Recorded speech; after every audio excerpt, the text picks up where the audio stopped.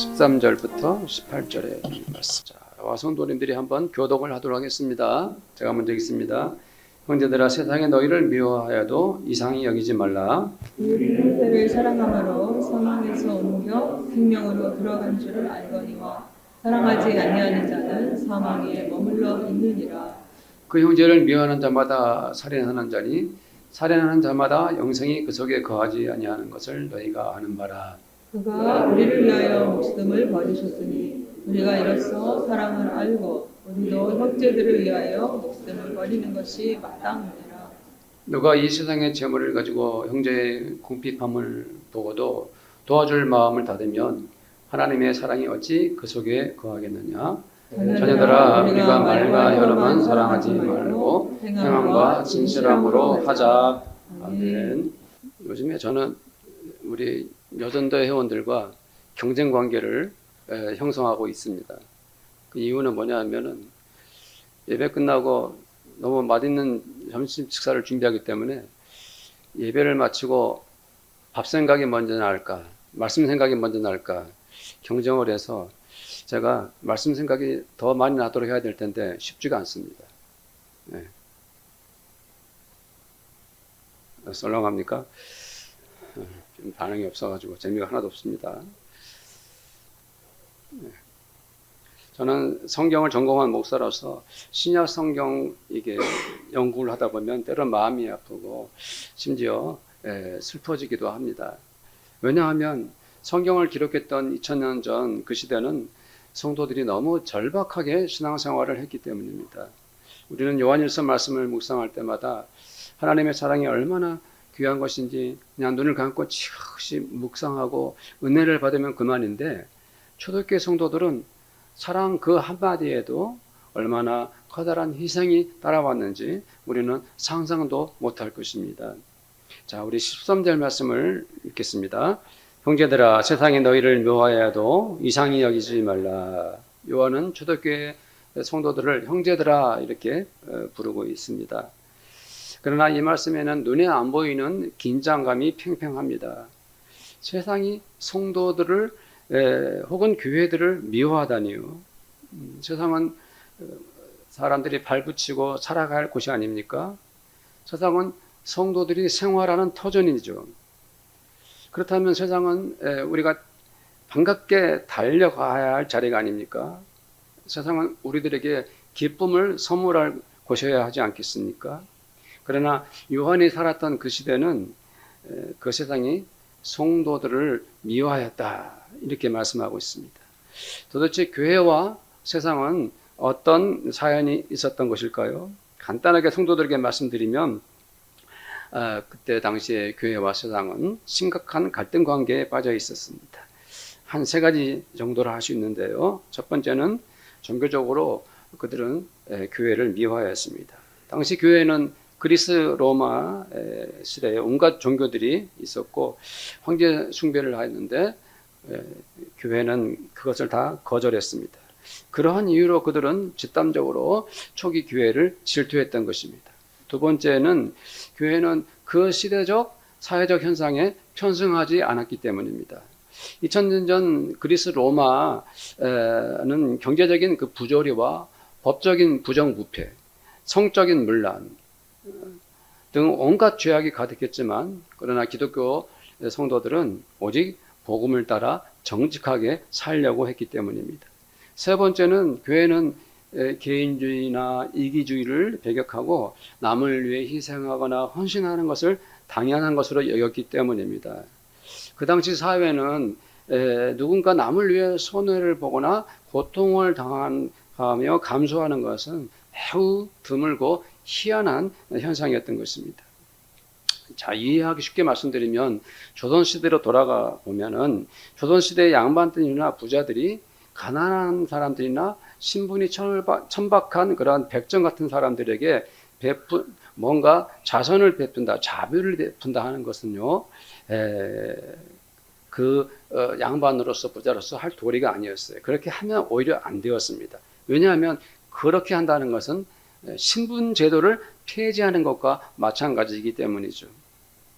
2000년 전 예수 안 믿는 세속의 사람들은 그들이 생활하는 것과 너무 다르고 자기들의 가치관과는 지나치게 차이가 나는 초대교회 성도들을 가만 놔두지 않고 온갖 방법으로 미워하고 증오했던 것입니다. 요한은 성도들이 얼마나 고통스러운 생활을 하고 있는지 너무도 잘 알고 있었습니다. 성도들 자신들도 세상으로부터 배격을 당하면서 정말 많은 어려움을 겪고 있었죠. 그들도 그것을 몸소 경험하고 있었던 것입니다. 왜 이렇게까지 미워할까? 그냥 우리는 정상적으로 살아갈 뿐인데 왜 그들은 우리를 싫어하는 걸까? 그렇습니다. 13절에서 이상히 여긴다 그랬죠. 바로 그런 의미입니다. 그것은 그냥 왜 그럴까 하고 감정적으로 이상하다는 그런 생각, 그런 의미가 아니라 그것은 도대체 일어날 수 없는 일이 일어났다, 이런 의미입니다. 제가 좀 예를 들어보겠지만은 좀 이렇게 공감이 갈는지는 모르겠어요. 어느 연세 많으신 노인이 수레에 무거운 짐을 끌고 언덕 위를 끙끙거리면서 올라갑니다. 그래서 한 성도가 뒤에서 힘껏 밀어줬는데 조금 가다 보니까 어떤 사람이 갑자기 나타나서 이 새끼야 하면서 그 성도에게 주먹질을 하는 것 같습니다. 그렇게 한 사람이 바로 그 노인의 아들이었던 거죠. 만일 이런 일이 실제로 일어났다면 어이가 없는 것 아닙니까? 선한 마음으로 도와줬는데 정말 욕을 하고 주먹질을 한다 이 말이죠. 이해가 안 되죠. 용납이 안 되는 일을. 바로 이런 상황에 쓰이는 말이 이상하다, 이런 뜻입니다. 그러나 요한은 말합니다. 사랑하는 성도들, 이 세상이 그대들을 그렇게까지 미워하더라도 이상히 여기지 마십시오. 우리가 세상으로부터 미움을 받는다 하여 놀라지 마십시오.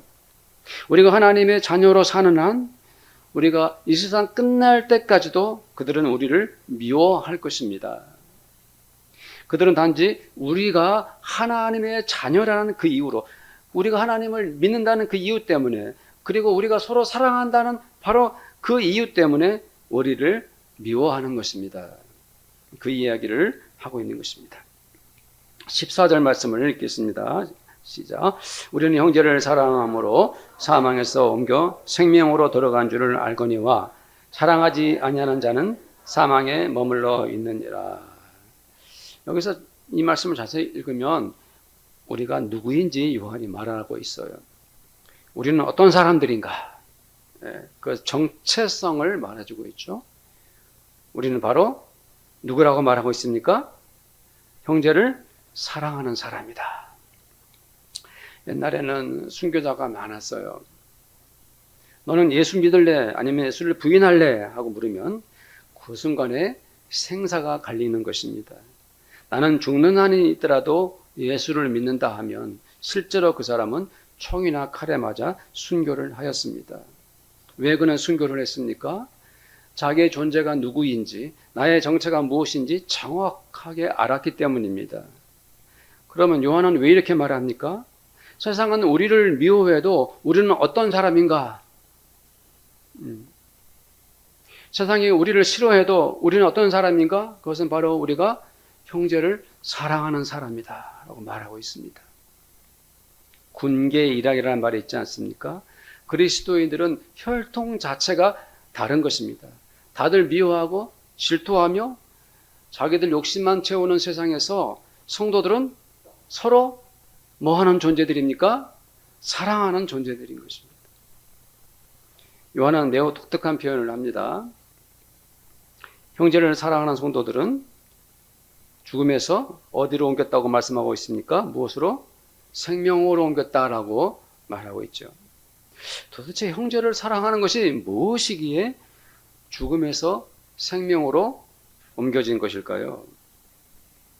요한은 요한일서 말씀에서 하나님의 사랑에 대해서 거듭해서 말하고 있어요.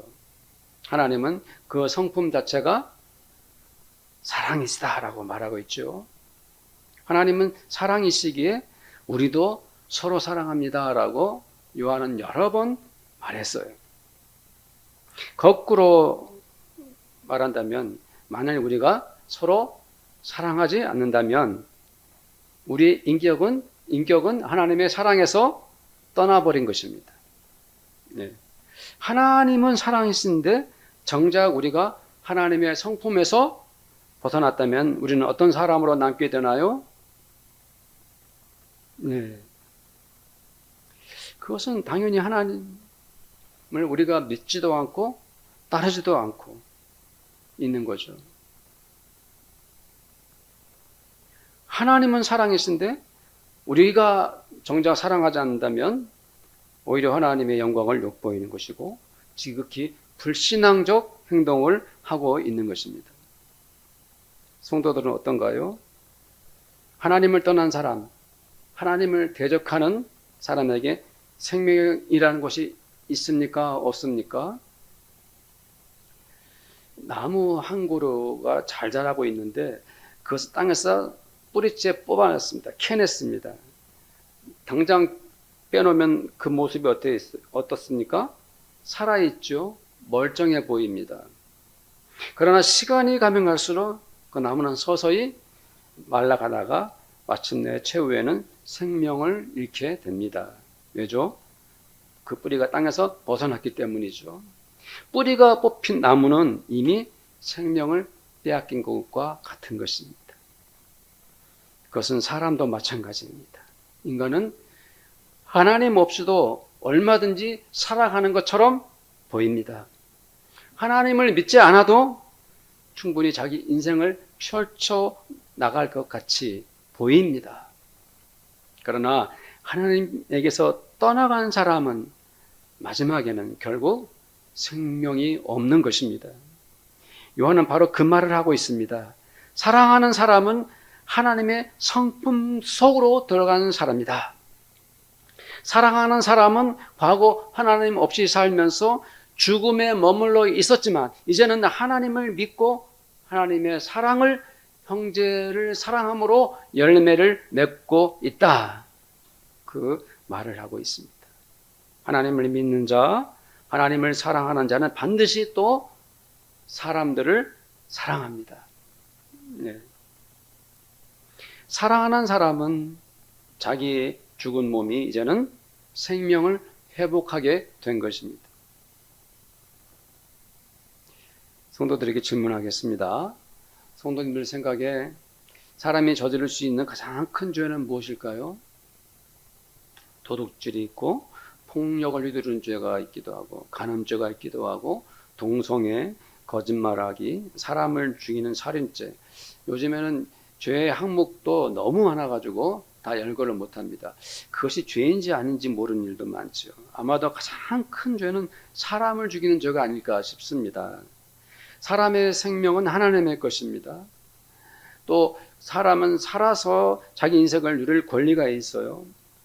그 어떤 사람도 사람의 목숨을 빼앗을 수는 없는 것입니다. 그래서 살인죄가 가장 큰 죄죠. 15절 말씀을 읽어보겠습니다. 그 형제를 미워하는 자마다 살인하는 자니 살인하는 자마다 영생이 그 속에 거하지 아니하는 것을 너희가 아는 바라. 아멘. 성도님들, 사실 15절 말씀은 성경 말씀 중에서 가장 많은 논쟁을 낳은 말씀 중에 하나입니다.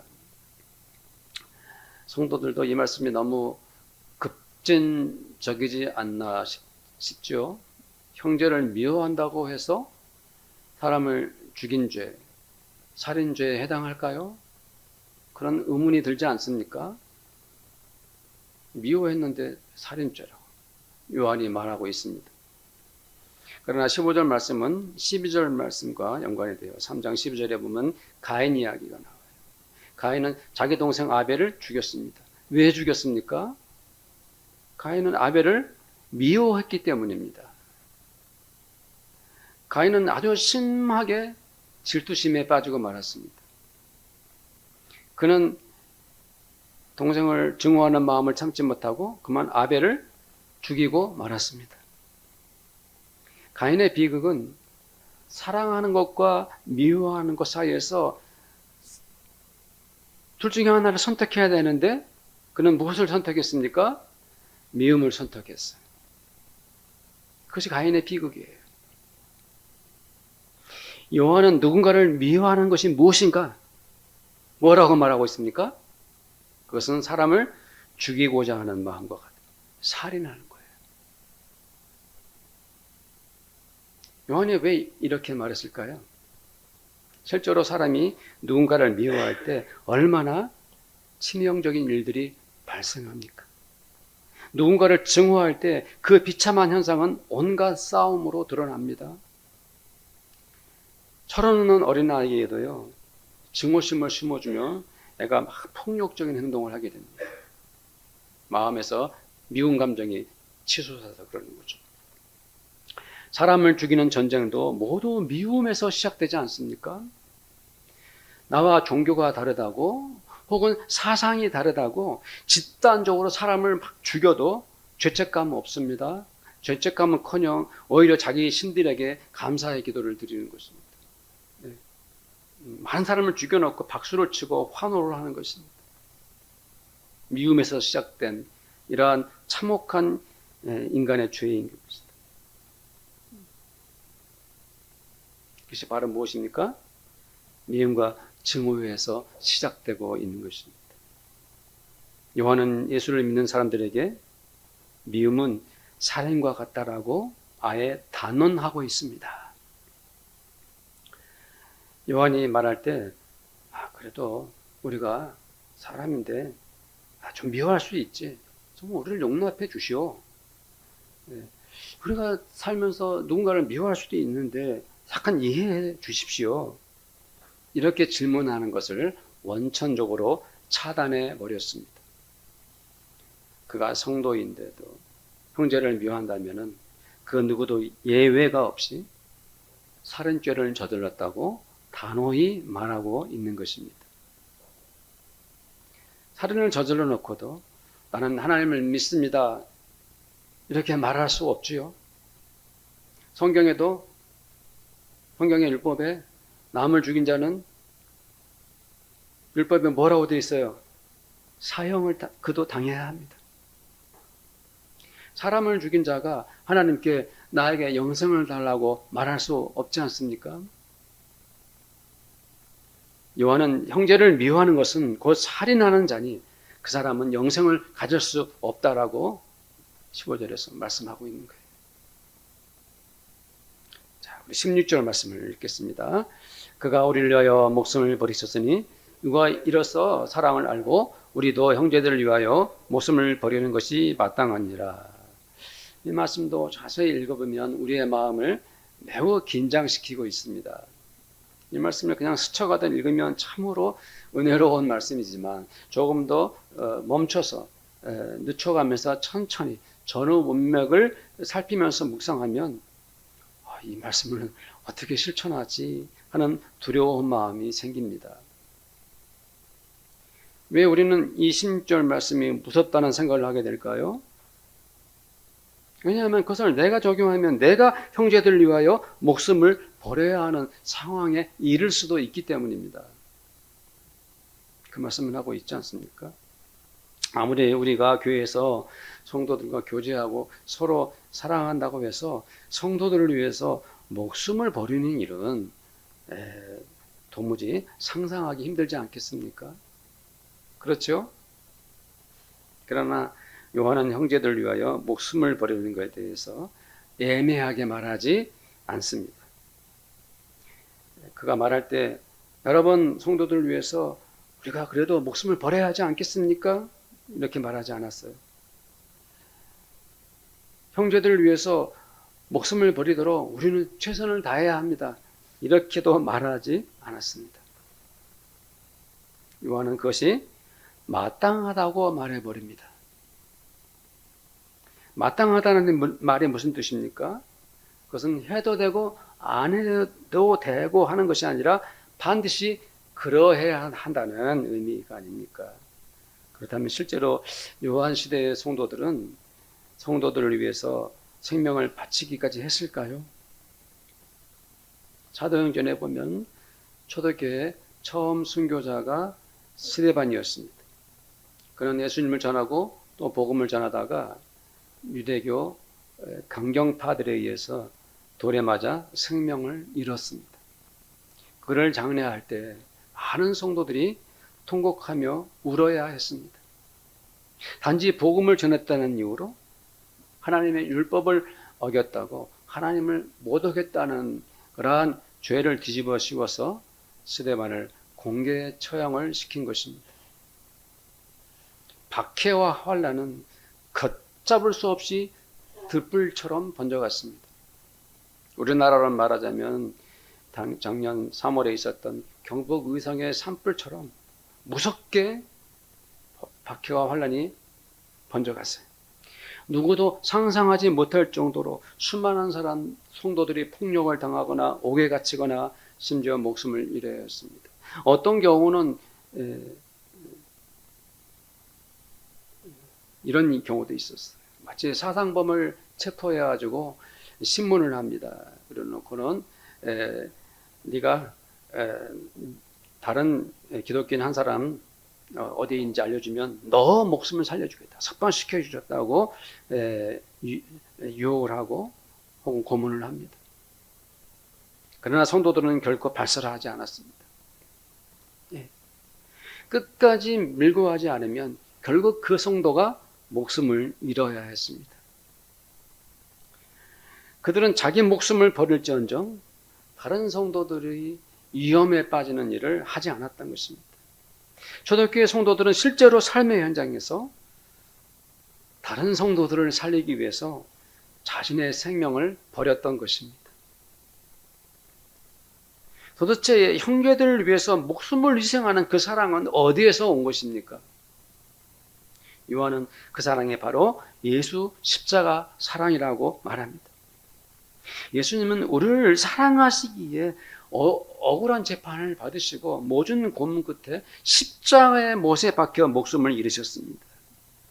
주님은 십자가에서 죽으심으로 온 인류에게 거룩한 사랑을 보여주셨습니다. 주 예수께서 십자가에서 희생하신 그 사랑은 결코 헛되지 않습니다. 무엇 때문에, 무슨 이유로 주님의 십자가 사랑은 값진 것입니까? 그것은 우리를 죄와 사망에서 구원하시는 사랑이기 때문입니다. 그 십자가 사랑은 온 인류를 죽음에서 벗어나 영원한 생명으로 이끄는 것이기 때문입니다. 요한은 예수 십자가 사랑을 몸소 경험한 사람입니다. 어디 그것이 요한 한 사람의 것만이었겠습니까? 예수를 따르던 그 많은 사람들이 주님의 사랑을 바로 주님 곁에서 겪어낸 것이 아닙니까? 주님 바로 곁에서요. 베드로, 야고보, 요한, 마태, 누가 사도들 뿐만 아니라 예수님을 따랐던 그 많은 예수님의 제자들이 주님께서 생겨내 보신 사랑, 그리고 마지막은 십자가 사랑, 부활하신 몸으로 그들에게 나타나신 그 사랑을 한꺼번에 지켜보지 않았습니까? 그래서 요한은 이렇게 말했습니다. 그가 우리를 위하여 목숨을 버리셨으니 우리가 이로써 사랑을 알고, 사랑을 안다고 말할 때 그것을 가장 간절히 말할 수 있는 사람들이 있습니다. 그것은 바로 아들과 딸들이죠. 자신의 아버지가 어머니가 어떻게 나를 사랑하셨는지 그 모든 것들을 다 알기에 자식들은 부모님의 은혜를 잊을 수 없는 것입니다. 지난 금요일 입관식을 하는 시간에 저의 조카의 처가 돌아가신 어머님을 붙들고 한없이 우는 거예요. 말릴 틈도 없이 계속 울었어요. 그 딸을 평생 동안 얼마나 사랑하셨는지, 그 고인의 인생이 그 딸에게 한이 되어 눈물을 쏟은 것입니다. 그렇습니다. 사랑을 송두리째 알고 있는 것보다 더 더 진짜 사랑은 없지요. 요한은 예수님의 사랑을 온몸으로 다 경험한 사람입니다. 그래서 그는 우리는 주 예수님의 사랑을 아는도다 하고 외치고 있는 거예요. 아는도다. 그러나 예수님의 사랑의 절정은 십자가 죽음이었다라고 그는 간증하고 있습니다. 요한이 쓴 이 편지에는 눈물이 감춰져 있습니다. 사랑하는 형제 여러분, 형제가 위험에 처했을 때 그들이 위험에 처하지 않도록 형제를 위해 당신이 희생해야 합니다. 그 형제를 위해 내가 목숨을 버릴 수 있다면 그것이 바로 예수님의 십자가 사랑입니다. 우리가 예수님께 그 사랑을 받았으니 우리는 기어코 내 목숨을 내려놓고라도 형제를 사랑해야 합니다. 바로 그 말을 하고 있는 것입니다. 17절 말씀을 보겠습니다. 누가 이 세상의 재물을 가지고 형제의 궁핍함을 보고도 도와줄 마음을 닫으면 하나님의 사랑이 어찌 그 속에 거하겠느냐. 초대교회 성도들이 당하는 환난은 너무 다양하게 드러났습니다.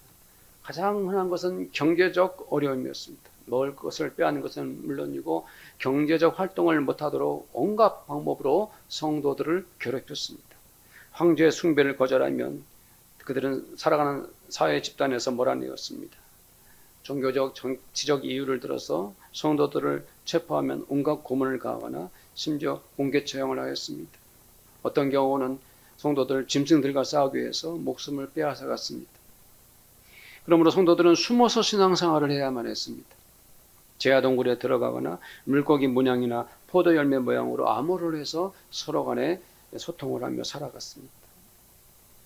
그렇게 극심한 어려움을 당하는 성도들을 보면 초대교회 성도들은 서로 돕지 않을 수 없었습니다. 먹을 것을 갖다 주는 것은 물론이고 그들이 집이 없다면 함께 잠을 자야 했습니다. 옷이 없어서 추위에 떠는 성도를 위해서 자기 옷도 벗어주어야 했습니다. 옥에 갇힌 성도들이 있다면 그를 위해서 무엇이라도 해야 했습니다. 어떻게 해서라도 그를 도와야만 했습니다. 그렇습니다. 2000년 전 그 시대의 성도들은 그 성도들이 서로 사랑하지 않았다면 그 모든 환난에서 그 많은 박해 속에서 교회는 도중에 무너지고 말았을 것입니다. 요한은 바로 그 말을 하고 있는 것입니다. 내가 사회적으로 조금이라도 힘을 가졌다면 혹은 내가 경제적으로 여유가 있는 위치에 있다면 아니면 내가 어떤 능력이라도 갖췄다면 고통을 겪는 성도들을 도와야 한다라고 말씀하고 있는 것입니다. 형제의 궁핍함을 보고도 바로 그런 의미인 것입니다. 요한은 성도들이 겪는 고통을 보고도라는 표현을 합니다. 그들이 성도들의 고난을 봤다는 것은 성도들의 그 고난을 직접 확인했다는 것이죠. 두 눈으로 직접 보고서도 그들에게 마음의 문을 닫아버리면 그것이 어찌 하나님의 사랑이며 하나님의 사랑이 당신들 마음에 있겠느냐라고 말하는 것입니다. 그렇습니다. 교회는 성도들이 서로 사랑해야 합니다. 성도들은 형제들의 어려움을 보았다면 그들을 진심으로 사랑해야 합니다. 사랑하는 우리 교회 성도들은 사랑하는 방법 참 많지 않습니까? 예. 우리가 이렇게 교회에서 한 교회에서 신앙생활을 하면서 성도들을 사랑할 수 있는 방법이 참 많아요. 그 중에서 가장 아름답고 소중한 방법은 무엇입니까? 성도를 위해서 사랑으로 기도해야 합니다. 성도들을 때로는 찾아가서 만나서 위로하고 격려해야 합니다. 그들이 필요한 것이 경제적 문제라면 조금이라도 도우면서 사랑해야 합니다. 법적인 문제에 어려움을 겪고 있는 성도가 있으면 도와야 합니다. 인간관계 속에서 어려움을 겪고 있으면 도와야 합니다. 가정에서 여러 가지 어려움을 겪고 있고 상처받았다면 또 우리가 도와야 합니다. 신앙의 아픔, 신앙의 갈등이 있어도 우리는 그들을 사랑하며 도와야 합니다. 그 모든 것들을 놓고 성도들을 사랑해야 됩니다. 성도들이 힘도하는데도 그것을 눈으로 보고 있음에도 불구하고 모른 채 하는 것은 하나님의 사랑이 아니라고 말하고 있습니다. 18절 말씀을 보겠습니다. 시작. 자녀들아, 우리가 말과 혀로만 사랑하지 말고 행함과 진실함으로 하자. 여기서 말이라는 주로 지식적인 언어 혹은 글로서 남기는 문자적 주장 같은 것을 말하는 거예요. 그리고 혀라는 것은 입으로 말하는 말솜씨, 말재주 같은 것을 의미합니다. 요한은 지식적인 사랑, 말로 하는 사랑이 다 헛되다라고 말하는 것은 아니에요. 요한이 하고자 하는 말은 말과 혀로 사랑하는 것도 소중하고 가치가 있지만 거기에만 머물고 거기에만 그치고 만다 말고 행함이 없는 사랑은 의미가 없다라고 말하고 있습니다. 행동하지 않는 사랑은 참 사랑이 아니라고 하는 것이죠. 실천이 따르지 않는 사랑은 예수님의 사랑이 아니다라고 말하는 것입니다. 거기에 덧붙여 요한은 사랑은 뭐 해야 된다고 말하고 있습니까? 진실해야 된다고 말하고 있습니다. 저와 우리 기독교인들이 조심할 것이 많이 있어요. 그것들 중에서 하나는 가면을 쓴 사랑을 삼가해야 합니다. 겉으로 얼굴은 웃고 있는데 그 속은 그렇지 않을 때가 많지 않습니까? 가식적인 웃음, 꾸며대는 사랑, 겉과 속이 다른 말, 진실하지 않는 표정, 이런 것들을 조심해야 합니다. 요한은 예수님의 사랑을 이렇게 결론 내리고 있습니다. 실천과 행동에 따르지 않는 사랑, 그리고 꾸미는 것 없는 예수님 사랑 그대로 진실하게 사랑하자, 이렇게 말하고 있습니다. 사랑하는 성도님들, 세상이 혹시 우리를 미워한다면, 혹시가 아니라 미워하고 있죠. 그 이유는 크게 두 가지입니다. 하나는 우리들이 실제로 잘못하고 죄를 저질러서 세상이 우리를 미워하는 것이죠. 그렇게 우리들이 죄를 저질러서 세상이 교회와 기독교를 미워할 지경까지 이르렀다면 우리들은 크게 반성하고 뉘우쳐 회개하고 올바로 살려고 부단히 최선을 다해야 됩니다. 두 번째 이유는 성도들과 교회를 향해서 무작정 욕하고 미워하는 사람들도 많다는 것입니다. 교회가 얼마나 주님의 사랑으로 가득한지 그들은 확인도 하지 않고 마치 원수와 전쟁을 치르듯이 우리들을 이유 없이 비난하는 것입니다. 그러나 우리는 세상이 뭐라고 하든지 하나님의 사랑을 실천하는 것이 중요합니다. 세상이 우리를 어떻게 미워하고 비난하고 욕한다 할지라도 우리가 할 일은 주님의 사랑을 행동으로 보여주는 것입니다. 우리는 형제를 사랑하기 때문에 사망에서 무엇으로 옮긴 사람들입니까? 생명으로 옮긴 사람들입니다. 그러나 거꾸로 형제를 사랑하지 않으면 그 사람은 아직도 어디 가운데 갇혀 있는 자입니까? 죽음 가운데 갇혀 있는 거예요. 만약 우리가 형제를 미워한다면 그것은 무슨 죄입니까? 살인죄와 같습니다.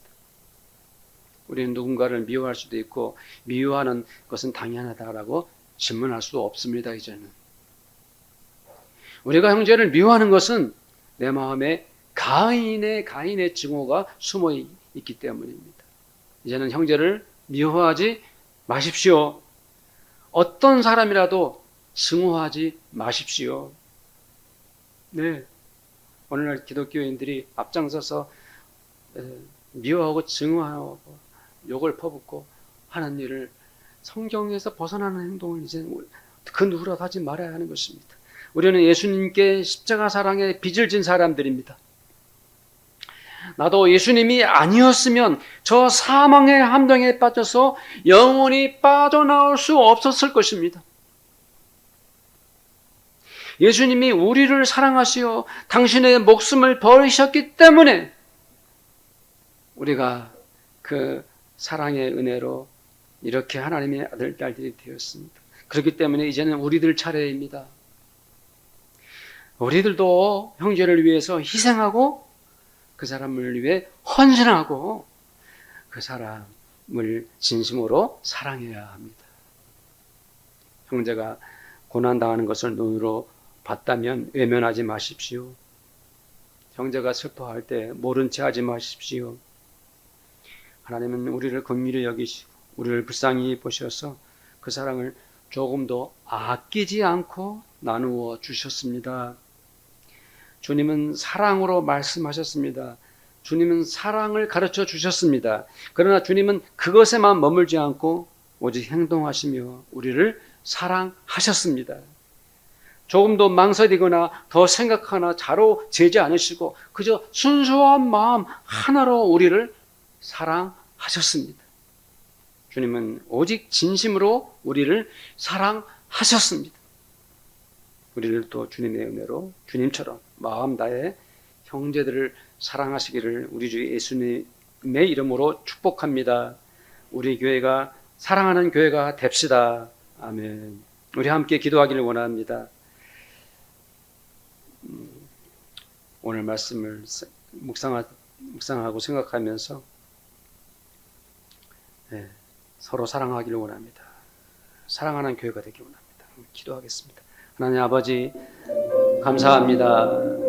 저희들에게 말씀해 주셔서 우리가 형제를 사랑함으로 사망에서 생명을 옮겼다라고 말씀해 주셨습니다. 그렇지만 사랑하지 않으면 아직 우리가 사망에 머물러 있다고 말씀했습니다. 형제를 미워하는 살인 형제라고 말씀해 주셨습니다. 아버지 하나님 그 속에 영생이 없다고 말씀해 주셨습니다. 주님이 우리를 내모습을 버리셨으니 이제 우리가 그 사랑을 행합니다. 형제들을 위하여 희생하고 형제들을 위하여 헌신합니다. 그들이 어려움이 있고 고통스럽고 힘들어할 때 우리는 마음 닫지 않고 사랑을 실천합니다. 주 예수 그리스도의 거룩한 사랑의 빚을 지고 있는 우리들이 주님을 사랑하고 형제를 사랑하고 모든 일을 사랑하기를 원합니다. 아버지 하나님 함께하여 주옵소서. 우리들의 마음이 사랑에 불타오르고 사랑의 은혜가 충만하기를 원합니다.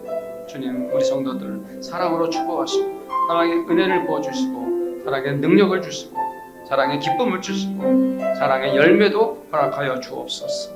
주님 감사합니다. 우리 교회가 사랑하는 교회가 되게 하여 주옵소서. 예수님의 이름으로 기도드립니다. 아멘. 지금은 우리를 사랑하신 우리 주님 예수 그리스도의 은혜와 독생하신 그리스도를 이 세상에 보내어 주셔서 우리를 구원하신 하나님 아버지의 그 사랑하심과 사랑할 수 있는 용기와 결단과 행동을 갖게 하시는 성령님의 교제하심이 오늘 이렇게 예배드리는 사랑하는 주의 모든 성도들 머리 위에 그들의 일터와 그리고 가정마다 그리고 우리 교회 위에 지금부터 영원토록 함께 있을지어다. 아멘.